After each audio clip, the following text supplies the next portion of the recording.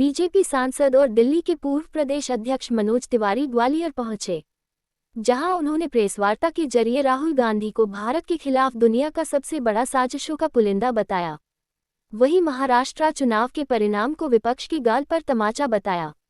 इसके साथ ही धीरेंद्र शास्त्री की यात्रा को आज की जरूरत बताया और यह भी कहा कि आज व्यासपीठ को राजपीठ सुन रही है। वो दौर चला गया जब अंग्रेजों का डिवाइड एंड रूल चला करता था।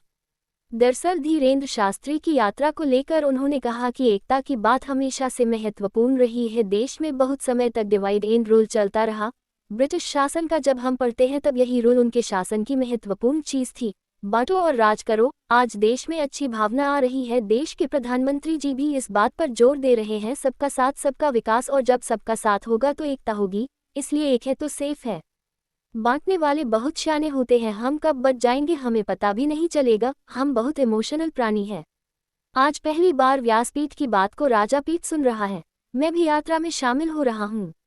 धीरेंद्र शास्त्री द्वारा गजवाए हिंद और भगवाए हिंद के बीच आर पार की लड़ाई के बयान पर उन्होंने कहा कि देश में भगवाए हिंद ही रहा है और आगे भी रहेगा। उन्होंने यात्रा में शामिल होने के लिए भजन गाकर भी सुनाया।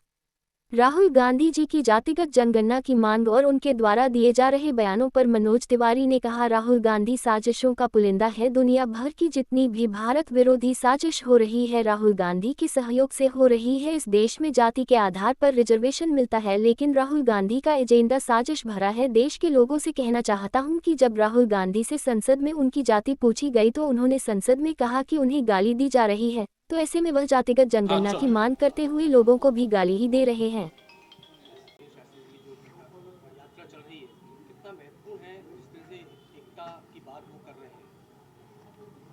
एकता की बात तो हमेशा से ही महत्वपूर्ण रही है। अब ये इस देश में बहुत समय तक डिवाइड एंड रूल चलता रहा। हम लोग जब भी ब्रिटिश गवर्नमेंट का, ब्रिटिश शासन का जो हम पढ़ते हैं तो हमको सबसे प्रमुख लाइन जो दिमाग में आता है उनकी रणनीति का वो था डिवाइड एंड रूल, बांटो और राज करो। आज देश में एक भावना आ रही है, देश के प्रधानमंत्री जी भी इस बात पे जोर दे रहे हैं कि सबका साथ सबका विकास, और जब सबका साथ होगा तो एकता होगी, फिर एक है तो सेफ है। तो ये तो बहुत बड़ी ज़रूरत है हमारे देश के लिए, क्योंकि हम कब बंट जाते हैं हमें पता नहीं चलता। ये बांटने वाले बड़े सियाने होते हैं साहब, ये कब हमें बांट देंगे, क्योंकि मनुष्य इमोशनल प्राणी है, वो भावनात्मक रूप से सोचता है। तो पता नहीं कुछ लोगों को बुरा लगेगा, लेकिन इस शरीर को भी जब हम अंतिम क्रिया के लिए जाते हैं तो लंबा टाइम लगता है, मगर भावनाओं से जलाना एक भभक जाता है आदमी क्षण में। तो भावनाओं से जला करके हमें अलग अलग किया जाता रहा है। अब आप देखिए कि धीरेंद्र शास्त्री जैसे महात्मा हैं, या फिर और भी देश में, अभी हमारे यहाँ दिल्ली में देवकीनंदन ठाकुर जी का धर्म सम्मेलन हुआ, तो ये सब लोग जो बात कर रहे हैं, पहली बार व्यासपीठ की बात को राजपीठ बड़े ध्यान से सुन रहा है। और वैसे भी हमारे देश का जो इतिहास रहा है, राजपीठ ने व्यासपीठ को हमेशा सुना है।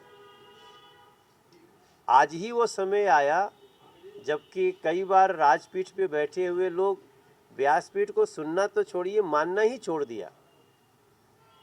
आज एकता की बड़ी ज़रूरत है। हम सब लोग, मैं भी आज उसमें भाग लेने जा रहा हूँ, हमारे तुष्मुल भाई भी जा रहे हैं जी, और हम लोग काफ़ी, शुभम जी सहित बहुत लोग यहाँ से जाएंगे। देखो, एक संत महात्मा जिसके ऐसे ही पीछे इतने लोग भीड़ लगाते हैं, सुनते हैं, आते हैं, उसको भी पैरों में छाले पड़े हैं, सड़कों पे चल रहे हैं, राजनीतिक है नहीं, सिर्फ सांस्कृतिक चेतना को जगाना है, तो मैं इसको बड़ा प्रयास मानता हूँ। नहीं, हम तो यही कहेंगे कि बाबा की जो यात्रा है उसका मूल है कि सनातन है धर्म हमारा, सनातनी सब सच्चे हैं, सनातन है धर्म हमारा, सनातनी सब सच्चे हैं, सेवा करना कर्म हमारा, श्री राम के बच्चे हैं। शास्त्री जी के संग संग हम भी सतपथ पे चलेंगे, राम के थे राम के हैं, हम राम के रहे। देखो, राहुल गांधी जी साजिशों के पुलिंदा हैं। दुनिया की जितनी भारत विरोधी साजिशें करने वाली शक्तियां हैं, वो सब इस समय राहुल गांधी जी के साथ लग गई हैं कि हाँ, तुम आगे बढ़ो, हम तुम्हारे साथ हैं। क्या राहुल गांधी जी को प्रधानमंत्री का अध्यादेश फाड़ने का अधिकार हमने नहीं देखा इस देश में? तो आप 10 साल शासन किए और उस 10 साल में क्या हुआ, उस 10 साल का हिसाब देना चाहिए आपको। उसी समय आप जनगणना करा लेते, उस समय आप लोगों को बता देते। जिस देश में एक एक व्यक्ति का हिसाब किताब, कौन एससी समाज से है, कौन एसटी से है, कौन जनरल से है,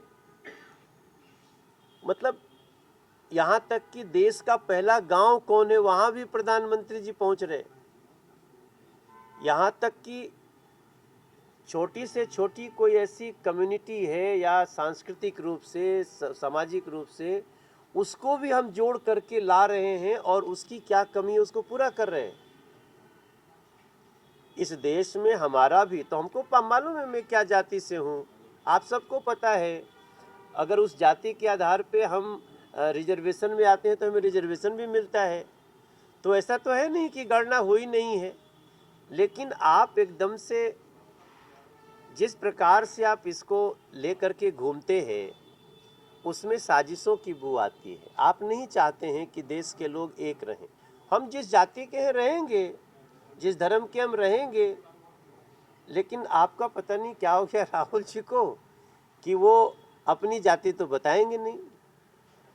एक दिन संसद में जब अनुराग ठाकुर ने इतना ही बोला कि कुछ लोग अपनी जाति बताते नहीं, दूसरों की पूछते रहते हैं, तो मैं ग्वालियर के मीडिया के थ्रू मैं मध्य प्रदेश और लोगों से बोलना चाहता हूं कि उस समय राहुल गांधी जी ने क्या कहा, इसको याद रखा जाए। जब उनकी जाति की बात हुई तो उन्होंने कहा कि ये मुझे गाली दे रहे हैं, ये मुझे गाली दे रहे हैं। अगर जाति पूछना गाली है तो फिर आप 140 करोड़ को गाली क्यों दे रहे हो?